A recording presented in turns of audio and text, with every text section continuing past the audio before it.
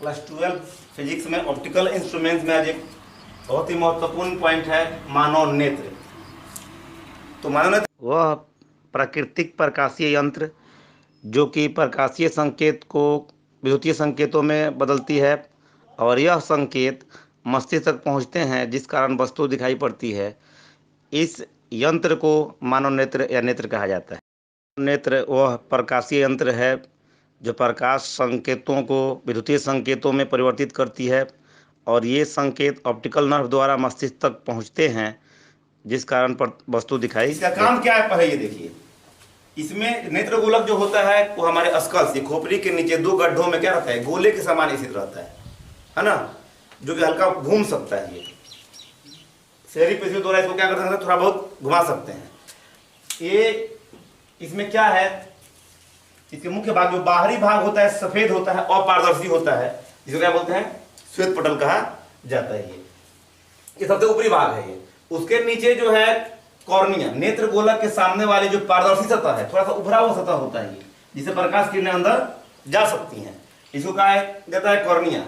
और इसके नीचे ठीक कॉर्निया के ठीक पीछे रंगीन एक अपारदर्शी सतह होती है, त्वचा होती है, जिसको आइरिस या परितारिका कहते हैं। ये प्रकाश किरणों को नियंत्रित करता है ये अंदर जाने से।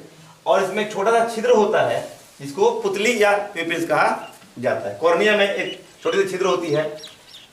ये जो है लेंस, ये उत्तल लेंस की तरह कार्य करता है। मानव नेत्र जो है ये उत्तल लेंस की तरह व्यवहार, उत्तल लेंस जैसा होता है ये, जिसको सिलियरी पेशियों से ये जुड़ी रहती है ये। अब जरा इसमें जो कुछ बातें हमको देखनी है कि इसमें इमेज कैसे बनता है। और इसका जो एक अंदर जो होता है एक सतह होती है जिसको बोलते हैं रेटिना, है ना, जहां प्रतिबिंब क्या बनता है, जहां वस्तु का प्रतिबिंब बनता है। और इसकी सूचना ऑप्टिकल नर्व द्वारा मस्तिष्क तक होती है। इसके अंदर में द्रव होते हैं, कचाव द्रव है, वो सब बायोलॉजी में पढ़ेंगे हम लोग। फिजिक्स में प्रकाश के अपवर्तन के आधार पर पढ़ रहे हैं। जो ये गोला है ये लगभग 2.5 सेंटीमीटर व्यास का होता है। जो नेत्र गोलक है वो लगभग 1 इंच के बराबर इसका व्यास होता है। तो जरा देखो इसमें ये लेंस जो है ना, मानव नेत्र में या जो इस लेंस में जो प्रतिबिंब बनता है वो किस प्रकार से बनता है।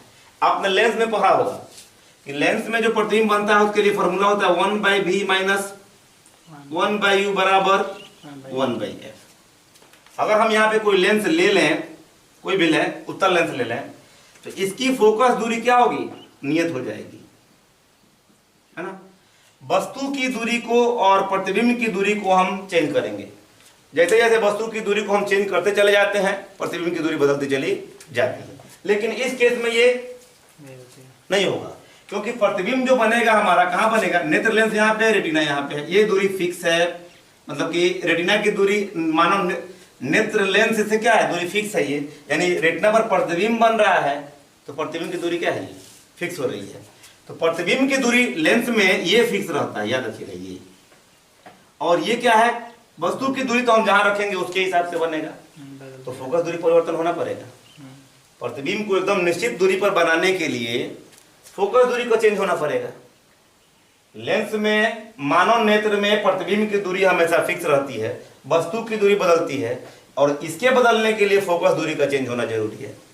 और ये चेंज किसके द्वारा होता है, सिलियरी पेशियों द्वारा। सिलियरी पेशियां जो है इसको दबाव डालती हैं, जिसके कारण इसके प्रतिबिंब, इसके फोकस दूरी बदलती है। फोकस दूरी के बदलने से इसकी क्षमता भी बदलती है। आप जानते हैं कि क्षमता जो होता है वो 1/f होता है। फोकस दूरी को क्या करेंगे, हम बढ़ाएंगे तो क्षमता घट जाएगी, और फोकस दूरी कम करेंगे तो क्षमता क्या होगी, बढ़ जाएगी। अब स्थित वस्तु जो है वो दूर हो या क्या हो, निकट हो, है ना। प्रतिबिंब हमेशा कहाँ बनना है, रेटिना पर बनाना है। तो पर इसकी फोकस दूरी को लगातार क्या करना पड़ेगा, चेंज करना पड़ता है। यानी कि नेत्र लेंस की जो क्षमता हो या बढ़ती या घटती रहती है फोकस दूरी के कारण। ये काम कौन सा करता है, सिलियरी पेशियां जो है ये करती हैं। और इन्हीं सिलियरी पेशियों द्वारा ये नेत्र लेंस की फोकस दूरी, है ना, आवश्यकता अनुसार परिवर्तित होती रहती है। इस क्षमता को क्या बोलते हैं, एकोमोडेशन पावर, यानी नेत्र की समंजन क्षमता कहा जाता है। अब कुछ बातों को हम और देखते हैं। वस्तु का जो प्रतिबिंब दिखाई पड़ता है नेत्र द्वारा, ये नेत्र द्वारा, है ना, तो ये किस पर, पहले हम पढ़े थे, विजुअल एंगल जो होता है इस पर डिपेंड करता है। याद रखेंगे, अगर वस्तु को हम यहाँ पे रखे हुए हैं, बचेंगे ठीक से। ये मान लीजिए नेत्र है, तो इसके द्वारा जो कोण बनेगा उतना ही बड़ा क्या बनेगा, इमेज बनता है रेटिना पर, है ना। अगर हम वस्तु को दूर लेके जाएं, जितना दूर लेके जाएंगे कोण का मान उतना ही छोटा होते चला जाएगा और वस्तु उतनी ही छोटी दिखाई देगी। बस में रहना। तो दूर लेके जा रहे हैं तो क्या दृश्य कोण जो हो रहा है क्या हो रहा है, कम होते जा रहा है, वस्तु छोटी दिखाई दे रही है। और जैसे हम नजदीक लेके आ रहे हैं तो क्या हो रहा है, वस्तु क्या दिखाई दे रही है, बड़ी दिखाई दे रही है, क्योंकि विजुअल एंगल बढ़ रहा है। जितना नजदीक लेके आ रहे हैं उतना बढ़ रहा है ना। अब बढ़ रहा है तो क्या हो रहा है, ये फोकस दूरी को क्या करना पड़ेगा, यहाँ पे कम करना पड़ेगा।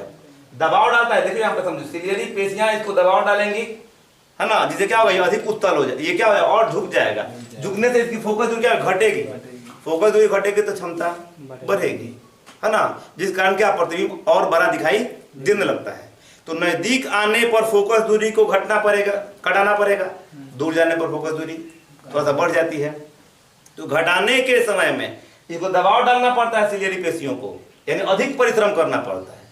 जब दूर लेके जाते हैं तो उतना दबाव नहीं है, एकदम रिलैक्स रहते हैं।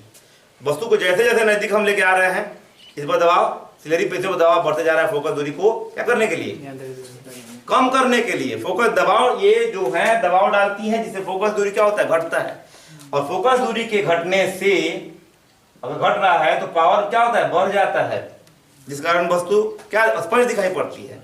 अब हम क्या कर रहे हैं, मान लीजिए दिखाई दे रही है, नजदीक लेके आ रहे हैं, नजदीक लेके आ रहे हैं, 25 सेंटीमीटर लेके आए और नजदीक लेके आ रहे हैं, तो क्या होगा, अब क्या हो रहा है, दिक्कत यहाँ पे है कि इसमें एक लिमिट क्षमता है कि वो उतना दबाव डाल सकती है।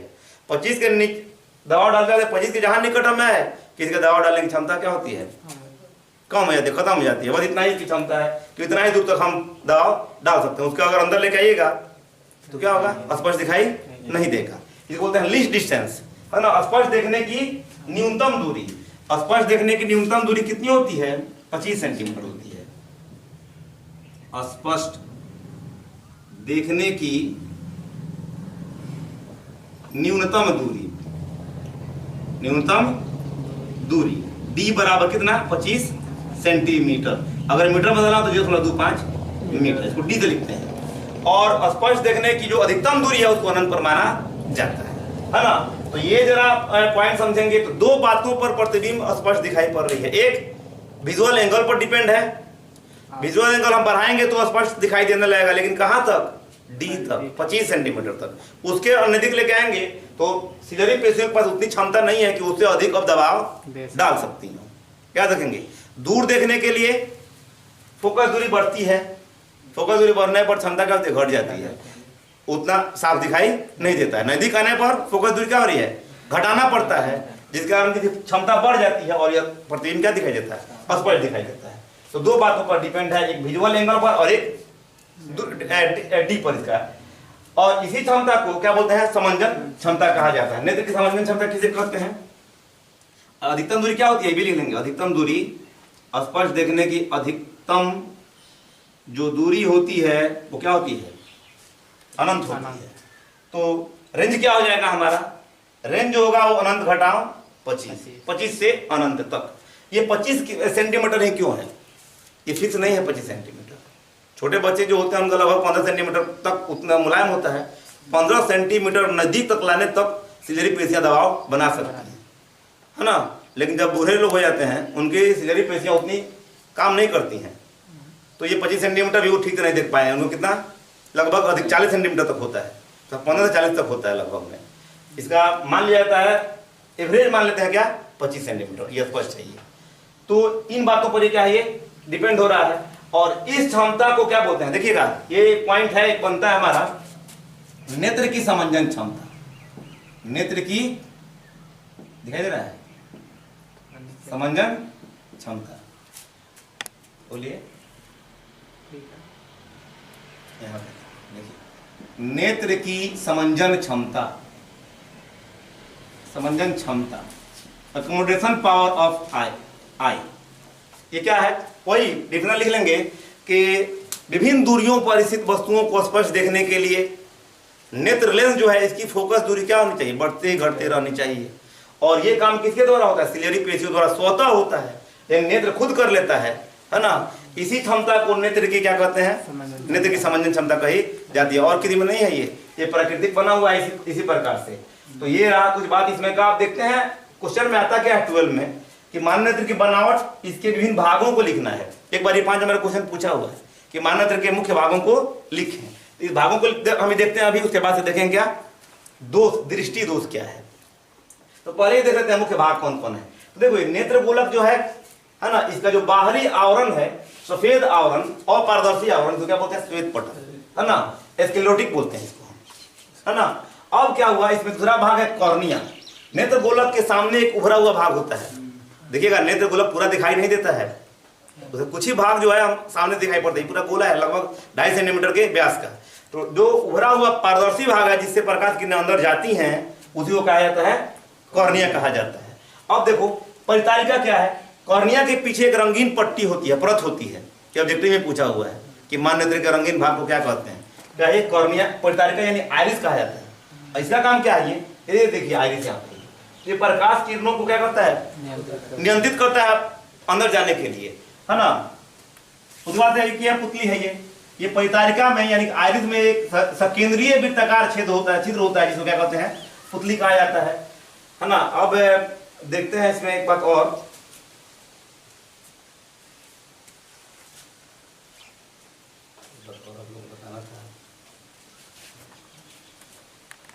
देखते हैं कुछ अन्य पॉइंट को। ये कोराइड है। दृष्टि पटल के अंदर काले रंग की एक सतह होती है। जो दृष्टि पटल है हमारा, है ना, उसके अंदर क्या होती है? काले रंग की एक सतह होती है जिसको क्या बोलते हैं? कोराइड कहा जाता है। यह प्रकाश को अवशोषित कर लेती है, जिस कारण क्या पूर्ण आंतरिक परिवर्तन नहीं होता है। अगला है नेत्र लेंस। तो जिलेटिन जैसे पारदर्शक और मुलायम पदार्थ का बना हुआ ये क्या है? ये नेत्र लेंस है, जो कि सिलियरी पेशियों द्वारा क्या लटका रहता है, और सिलियरी पेशियों द्वारा ही इसकी फोकस दूरी क्या होती है? नियंत्रित होती है। अब देखते हैं एक और भाग, रेटिना जो होता है, रेटिना, इसको भी देख लीजिए।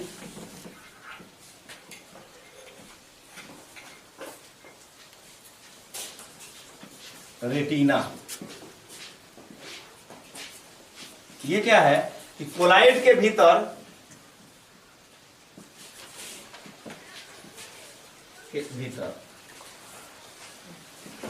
पिछले भाग में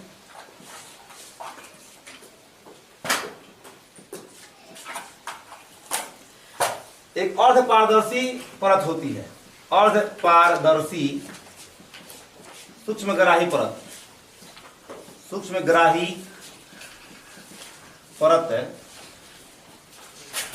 परत होती है, जिसे रेटिना का, जिसे क्या कहते हैं? रेटिना कहते हैं। जो प्रतिबिंब बनता है वो इसी रेटिना पर बनता है। और इसमें एक भाग होता है जहां पर प्रकाश किरणें जाके पड़ती हैं, लेकिन प्रकाश का उस पर कोई असर नहीं पड़ता है, कोई उत्तेजना नहीं होती है। इसको बोलते हैं ब्लाइंड पॉइंट कहा जाता है उसका। और यहाँ से रेटिना से जो ऑप्टिकल नर्व जुड़े हुए हैं, यही इमेज की सूचना कहाँ तक पहुंचाते हैं? मस्तिष्क तक पहुंचाते हैं। जरा देखो, अगर हम छोटी वस्तुओं को देखते हैं या पढ़ते हैं बुक वगैरह, तो नजदीक लेके आते हैं तो उसका आवर्धन जो दृश्य कोण होता है क्या बढ़ते चला जाता है, दिखाई देने लगता है ना। लेकिन बहुत अगर छोटी वस्तु हो तो कितना भी करीब लेके आएंगे उतना, है ना, दृश्य कोण बढ़ने वाला नहीं है, जिसके कारण इमेज हमारा बन जाए। इमेज बन जाए तो इसके लिए क्या करते हैं हम लोग? अदर ऑप्टिकल इंस्ट्रूमेंट्स का प्रयोग करते हैं, जैसे सूक्ष्मदर्शी है। एक बात और याद रखेंगे कि अगर वस्तु को हम इतना दूर कर दें कि जो कोण है वो लगभग 1 मिनट से कम हो जाए, तो वस्तु स्पष्ट दिखाई नहीं देगी। मान लो यहाँ पे हमने कुछ छोटा पॉइंट लिख दिया, कोई भी सामने वाले बच्चे देख सकते हैं, पीछे वाले को पूछा जाएगा तो क्या नहीं देख पाएगा, क्योंकि जैसे दूर ये जा रहा है, दृष्टि कोण का मान क्या होता है? घटते चला जा रहा है। और ये घटते घटते अगर 1 मिनट से कम हो जाएगा तो ये स्पष्ट दिखाई नहीं देगा। ये कोण का मान आपको मालूम है, मिनट, सेकेंड, डिग्री सब आप पढ़ चुके हैं मैथ में, है ना। तो अब देखेंगे इसमें कि दोष क्या है, दृष्टि दोष, इसके बारे में। मतलब कि स्पष्ट वस्तु नहीं दिखाई दे, या दूर हो या नजदीक हो, अगर वस्तु का प्रतिबिंब स्पष्ट रेटिना पर नहीं बनता है तो इस अवस्था को दृष्टि दोष कहा जाता है ना। नेत्र गोलक क्या हो जाए, लंबा हो जाए, तो ये डी की दूरी क्या हो जाएगी, डी की दूरी बढ़ जाएगी, नजदीक हो जाए तो बढ़ जाएगी, है ना। ये सिलीरे पेशियां काम ठीक से नहीं करें, है ना। तो ये सब जो दृष्टि दोष है हम नेक्स्ट वीडियो में देखेंगे कि दृष्टि दोष क्या है ना, इसका कारण क्या है, निवारण क्या है, ये सब नेक्स्ट वीडियो में देखा जाएगा। तब तक इसको आप लोग ठीक से नोट करें, वीडियो को शेयर करें, याद करें ठीक से।